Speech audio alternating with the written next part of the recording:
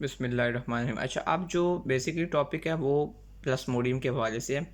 Plasmodium में आपने ये चीज़ याद रखनी है ना, इसका सबसे पहले मैं जो कंसर्न हूँ वो लाइफ साइकिल पे हूँ। मैं बाद में पूरा बताता हूँ, पहले मैं लाइफ साइकिल बता दूँ। देखिए, प्लाज्मोडियम जो होता है इसमें वेक्टर जो मतलब प्लाज्मोडियम तो पैरासाइट है ना, उसको कैरी कौन कर रहा है? उसको कैरी कर रहा होता है मॉस्कीटो। ठीक है, मॉस्कीटो का नाम क्या है? Anopheles mosquito. अब होता ये है कि अब इस लाइफ साइकिल को हम यहाँ से स्टार्ट करते हैं। सबसे पहले ये जो लिखा हुआ है, ये exogenous face in mosquito, human blood enters mosquito, मतलब मॉस्कीटो ने आपको आके काटा तो ब्लड के अंदर उसका जो प्लाज्मोडियम है वो आ गया। यहाँ से बेसिकली ये जो साइकिल शो हुआ है ना, ये इन्होंने मॉस्कीटो के अंदर शो किया गया। ठीक है, मतलब तो मैं इस तरह करता हूँ, हम यहाँ से शुरू करते हैं, बल्कि यहाँ से ये सीन है ए सेक्शुअल। सबसे पहले कि मतलब ये आप मॉस्कीटो के अंदर क्या क्या होता है ये बाद में करता हूँ, पहले मैं बताता हूँ मॉस्कीटो के अंदर ये यहाँ से करें। स्पोरोसाइट से मॉस्कीटो के स्लाइवरी ग्लैंड्स के अंदर। और ये मैं आपको शायद बताया होगा कि इस केस में ना जो डेफिनेटिव होस्ट होता है ना वो मॉस्कीटो खुद होता है, क्योंकि उसमें सेक्सुअल रिप्रोडक्शन हो रही होती है और ये ह्यूमंस में एसेक्सुअल। होता क्या है, स्पोरोसाइट्स हमारे अंदर आते हैं ब्लड में, वो स्पोरोसाइट्स लीवर में चले जाते हैं। लीवर में क्या होता है, शिजॉन्ट्स बनते हैं, और ये शिजॉन्ट्स समझने बड़ा सेल है, उसके अंदर छोटे छोटे डॉट्स पड़े हुए हैं, उनको मीरोसाइट्स कहते हैं। और उसमें तकरीबन 30-3 हज़ार तक मीरो, ये आपने याद नहीं रखना, बस आप ये याद रखें लीवर में शिजॉन्ट्स बनते हैं। शिजॉन्ट्स जो होते हैं वो बेसिकली वो उनमें मीरोसाइट्स पड़े होते हैं। मीरोसाइट्स जो रिलीज़ होते हैं ब्लड में आते हैं। और ये एक चीज़ याद रखिएगा, जब भी आपके ब्लड में कोई चीज़ आती है ना, जैसे ये मीरोसाइट्स हैं, तो ये फीवर काज करती है। ठीक है, अब ये मीरोसाइट्स जाके आरबीसीज को अटैक करते हैं, आरबीसीज के अंदर चले जाते हैं, इसको शिजोग्नी कहते हैं।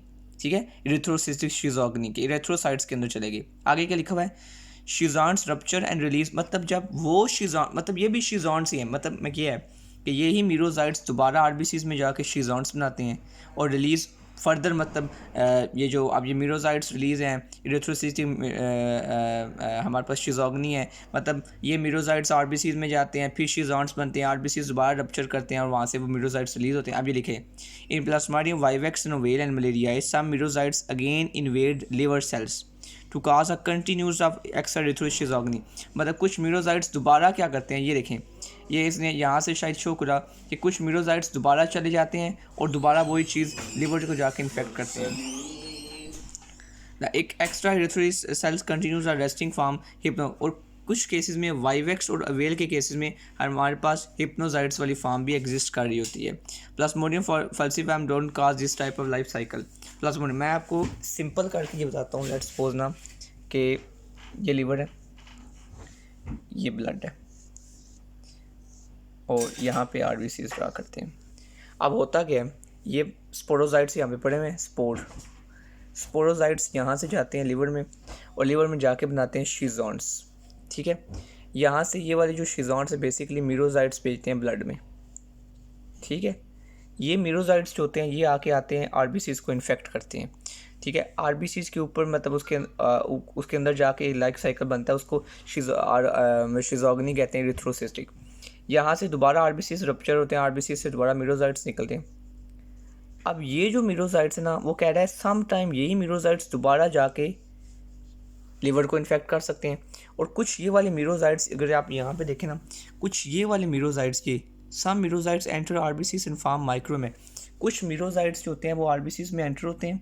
ठीक है, मीरोसाइट्स का काम है, और वो आरबीसीज में जब जाते हैं तो गैमीट्स बनाना शुरू कर देते हैं।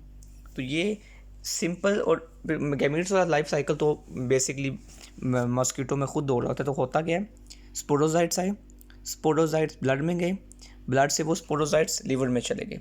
ठीक है, अब लिवर के बाद उसने क्या लिया है, from the liver schizonts are form, liver में शिजॉन्ट्स बने, शिजॉन्ट से मीरोसाइट्स आ गए। यहाँ पे देखें, फ्रॉम द लिवर शिजॉन्ट्स बने और मीरोसाइट्स रिलीज एंड इन्वेड आरबीसीज। ये देखें, लिवर में शिजॉन्ट्स बने, मीरोसाइट्स आए, मीरोसाइट्स ने इन्वेड किया आरबीसीज को। अब ये आरबीसीज के अंदर जो लाइफ साइकिल, ये जो मैंने डॉट्स शो किए, ये आरबीसीज के अंदर एक लाइफ साइकिल होता है मीरोसाइट, उसको कहते हैं शिजोग्नी कहते हैं।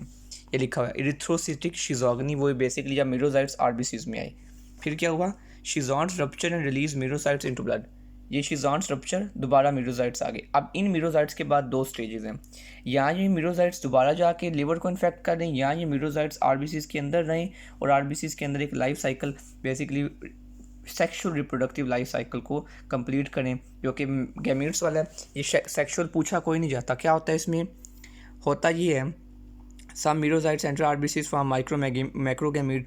दोबारा कोई नया मॉस्किटो आया, मॉस्किटो ने उस बंदे को जिसको पहले मलेरिया हुआ था उसको काटा, तो उसमें ह्यूमन ब्लड एंटर्स हो गया मॉस्किटो के अंदर। ब्लड के अंदर क्या पड़े हुए थे? आरबीसीज। ब्लड में तो होते हैं आरबीसीज में, आरबीसीज के अंदर क्या पड़े हुए हैं? मलेरिया, वो जो पैरासाइट है वो आरबीसीज के अंदर होता है, ठीक है। तो अब होगा ये कि ये वाला जब आरबीसी उस मलेरिया मॉस्किटो के पास आएगा, उस मॉस्किटो में जाके मैक्रोगैमीट मिल जाते हैं और जाइगोट बनता है। जाइगोट जो है वो, जाइगोट से सिंपल सी बात है, ये ओ का साइड ओ साइड बनाते हैं, ओ साइड से स्पोरोजाइट्स बनते हैं। आपने ना बस स्पोरोजाइट्स बनाने हैं, तो ये स्पोरोजाइट्स जो बन रहे होते हैं ना, ये मॉस्किटो में बनते हैं। इसीलिए हम कहते हैं कि ये मलेरिया के केस में जो डेफिनेटिव होस्ट है जिसमें सेक्सुअल रिप्रोडक्टिव साइकिल हो रहा होता है, वो हमारे पास मलेरिया का जो है वो एनोफिलस मॉस्किटो है। और जो ए सेक्शुअल ह्यूमन्स के केस में हो रहा है, तो जिसमें ए सेक्शुअल हो रहा हो वो हमारे पास डेफिनेटिव होस्ट नहीं होता, ठीक है। ह्यूमन्स इसमें इंटरमीडिएटिव होस्ट होते हैं। तो अब यहाँ पे होता ये है कि स्पोरोजाइट्स आए, वो स्पोरोजाइट्स आरबीसी लीवर में गए, लीवर में शिजॉन्ट्स बने। वो वाले शिजॉन्ट्स जो होते हैं वो बेसिकली आके अब यहाँ पे वो जो शिजॉन्ट्स हैं वो रप्चर होंगे, मीरोजाइट्स आएंगे ब्लड में, मीरोजाइट्स आरबीसीज को इन्फेक्ट करेंगे या कुछ मीरोजाइट्स आरबीसीज के अंदर चले जाएंगे। वो जो आरबीसीज के अंदर, मतलब आरबीसीज के अंदर लाइफ साइकिल एक बनाते हैं, उसको शिजोग्नी कहते हैं। अब मीरोजाइट्स 12 या 12 आरबीसीज रप्चर होंगे और मीरोजाइट्स रिलीज़ हो जाएंगे। ये मीरोजाइट्स आरबीसीज को भी इन्फेक्ट कर सकते हैं, लीवर में भी जा सकते हैं। वो कुछ आरबीसीज, मतलब कुछ मीरोजाइट्स आरबीसीज के अंदर रहते हैं और बेसिकली वो गैमीट्स बनाना शुरू हो जाते हैं। अब ये वाले आरबीसी लेट्स सपोज आके मॉस्किटो काटा, तो ये ब्लड चला गया मॉस्किटो के अंदर और मॉस्किटो के अंदर दोबारा स्पोरोजाइट्स बन जाएंगे। ये जो लाइन लिखी हुई है इसमें, वो ये बताना चाह रहा है कि वाइवेक्स और ओवेल जो होते हैं ना, ये लिखा हुआ है, and malariae, some merozoites again invade RBCs to cause a continuous of extra-erythrocytic schizogeny. These extra-erythrocytic cycle continues a resting form. मतलब देखिए, एक लाइफ साइकिल आरबीसीज के अंदर होता है, इसको इरिथ्रोसिटिक कहते हैं, और एक आरबीसीज के बाहर होता है, उसको एक्स्ट्रा इरिथ्रोसिटिक।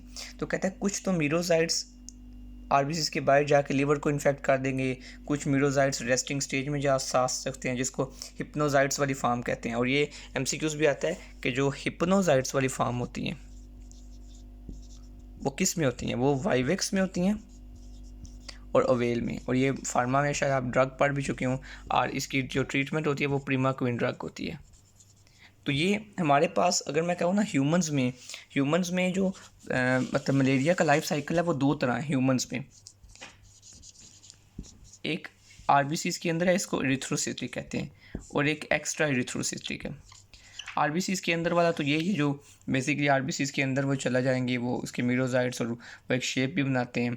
और एक एक्स्ट्रा में वो लीवर को इन्फेक्ट कर सकते हैं और लीवर में हिप्नोजाइट्स बना सकते हैं, और वो दो स्पीशीज़ बनाती हैं, वाइवेक्स और ओवेल।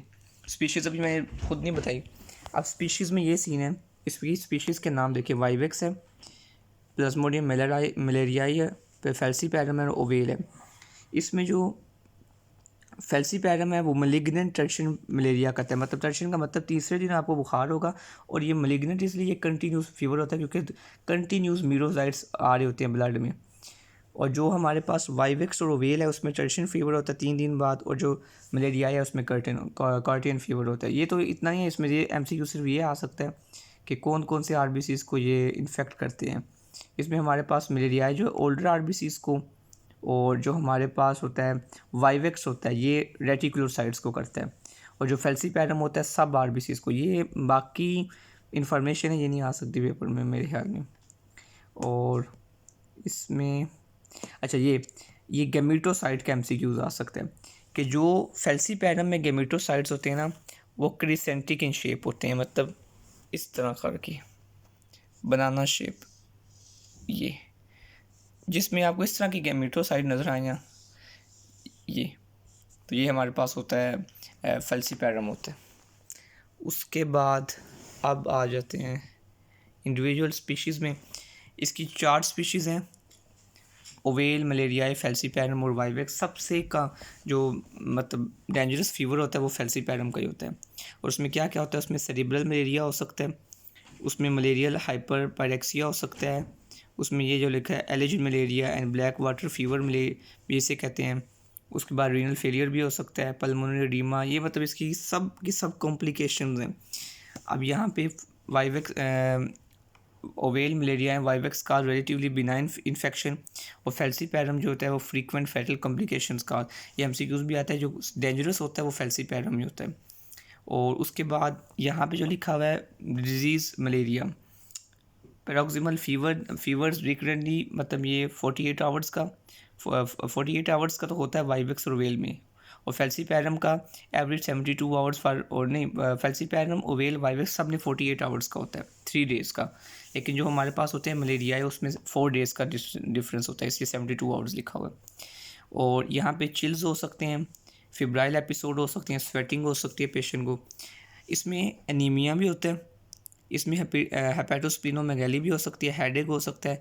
और ये जो लिखा हुआ है ना प्लाज्मोडियम मलेरियाई काजी नेफ्रोटिक सिंड्रोम, इसको कॉर्टन नेफ्रोसिस कहते हैं।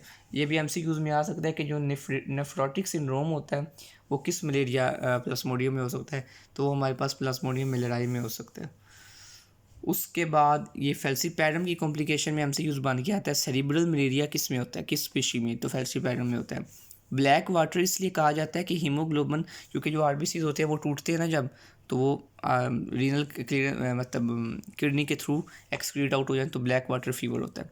इसकी डायग्नोसिस आ सकती है, इसकी डायग्नोसिस में 2 तरह होता है। आप थिक फिल्म्स बनाते हैं जिसे लिखा Giemsa stain blood films detect the presence of RBC, इसमें थिक फिल्म्स में होती हैं, ये थिक लिखा हुआ है, और थिन भी।